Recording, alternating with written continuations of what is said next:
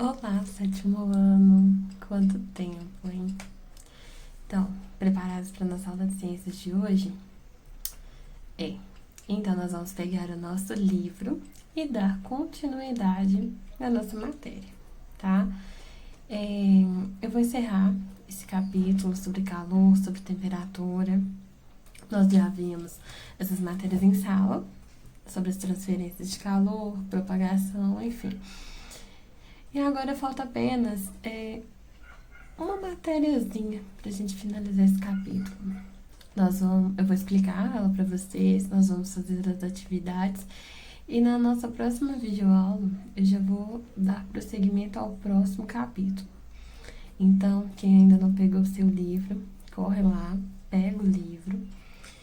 Quem já está com o livro aí, abre lá na página 31. Nós vamos começar a falar sobre dilatação térmica. Acredito que eu já tenha falado um pouquinho com vocês sobre o assunto. E quando eu falar em dilatação, vocês vão lembrar de quê? Bom, quando a gente fala de dilatação, significa que os corpos, quando eles são aquecidos, eles vão aumentar o seu volume. Não quer dizer que aumente a sua massa, tá? A massa desse corpo vai continuar a mesma, porém ele se estende. Vou dar um exemplo aqui para vocês. Se eu pegar este lápis, ele é de madeira. Se eu aquecer, ele vai sofrer uma dilatação? Não. Mas, se eu pegar um objeto, por exemplo, de metal, continuando seguindo a ideia do lápis, imaginando que esse lápis aqui seja de metal. Quando eu aquecer, eu elevar a temperatura desse corpo, o seu volume, ele vai aumentar, tá? Esse aumentar a gente chama de dilatação térmica. Agora, se eu pegar esse mesmo lápis e congelar, eu vou diminuir a temperatura dele, esse corpo, ele vai se contrair. O mesmo acontece com a gente. Por exemplo, em dias frios, o que a gente costuma fazer? Se enrugar, né? Ficar apertadinho, tentar mexer um pouco menos possível. A gente fica se contraindo, porque as temperaturas abaixaram. Agora, presta atenção no que o livro traz pra gente, ó. Esse trecho aqui que eu vou mostrar pra vocês. Eu gostaria que vocês prestassem atenção nesse trecho aí, ó, de uma reportagem. Não foi só o carioca que sofreu com o calor nesta sexta-feira.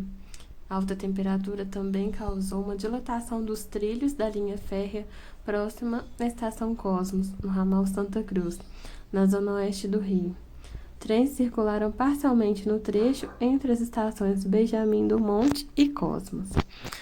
Então, por que aconteceu isso? Porque que os trens, eles circularam parcialmente. Percebam que nessa reportagem ele quis dizer que houve um aumento na temperatura, porque ele menciona ali, ó, não foi só o carioca que sofreu com calor nessa sexta-feira. Os trilhos onde os trens caminham, eles são feitos de metal. O metal, como eu falei para vocês em sala, é um bom condutor. E ele vai também se dilatar com o aumento da temperatura. Então, ele vai trazer os trilhos, eles não vão ficar perfeitamente retinhos, como se houvesse em algumas partes ondulações. Então, os trens, eles não poderiam circular igual antes, por exemplo, de 20 em 20 minutos. Eles teriam que ter um prazo maior, teriam dificuldade mesmo para poder fazer os seus trajetos devido à dilatação, ao aumento do volume desses trilhos. Agora, mais no final da nossa página, ele vai falar um pouquinho sobre lâmina bimetálica.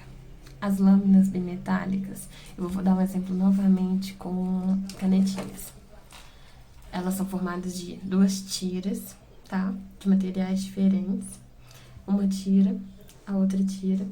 E elas vão ser soldadas juntas. E quando elas forem aquecidas, a quantidade que uma tira vai se dilatar da outra tira vai ser diferente. Algumas elas vão dilatar mais e as outras vão dilatar menos. Observem na página 32, aqui em cima, uma tira, no livro ele consegue mostrar para vocês uma em cinza mais escura e outra em cinza mais claro. Ela em temperatura ambiente, tá? Elas estão retinhas. Agora eu tenho ela com alta temperatura. Uma tira, ela consegue se dilatar mais do que a outra. Então, eu tenho ali, olha, uma curvatura maior e a outra vai ter uma curvatura menor. Agora, na terceira situação, as tiras, elas tiveram uma baixa temperatura. Então, elas também vão se contrair de maneiras diferentes, por serem feitas de materiais diferentes. Os ferros de passar, geralmente, eles são feitos de essas tiras bimetálicas, tá? Então, a maneira como eles vão dilatar vão ser diferentes. Agora, finalizando a aula de hoje, como eu falei pra vocês, era só um fechamento mesmo do capítulo. Eu vou dar prosseguimento na próxima videoaula. Porém, nós vamos ter que fazer as atividades, as paradas complementar e obrigatória. Então, aqui na página 34, o livro já traz pra gente a parada obrigatória. E ela vai até a página 35. E na página 35 começa a parada complementar. E essa parada complementar, ela vai terminar apenas na página 41. Então, o que eu vou combinar com vocês? Vou disponibilizar as páginas das duas paradas, complementar e obrigatória, na nossa plataforma. Vou ficar disponível, ou seja, online na plataforma, de acordo com o horário disponibilizado pelo colégio. E nós vamos tirar dúvidas sobre essas atividades, tá? Na próxima aula, eu vou corrigir as atividades que vocês tiverem mais dúvidas. Porém, eu vou corrigir de acordo com o que for questionado na plataforma. A Priscila tive dúvida na questão 10. Então, nós vamos corrigir a questão 10, tá bom? Vou encerrar nossa aula por aqui. Eu espero que vocês tenham gostado, tá? Deixe um joinha aí, ó, no nosso canal, se inscreva. Lembrando que a gente vai ter que vincular com os dois instrumentos que nós temos. O primeiro é a nossa plataforma, sempre terá acesso a ela, tirar todas as dúvidas por lá. E o segundo é o nosso canal, tá? Estou morrendo de saudade de vocês, espero voltar logo pra gente continuar com nossas aulas, as nossas atividades. E eu quero pedir pra vocês que fiquem em casa, não saiam, tá? Porque quanto mais a gente ficar em casa, mais rápido a gente vai voltar. É isso aí. Muito obrigado. Espero que vocês tenham gostado da nossa aula. Um beijo. Tchau, tchau.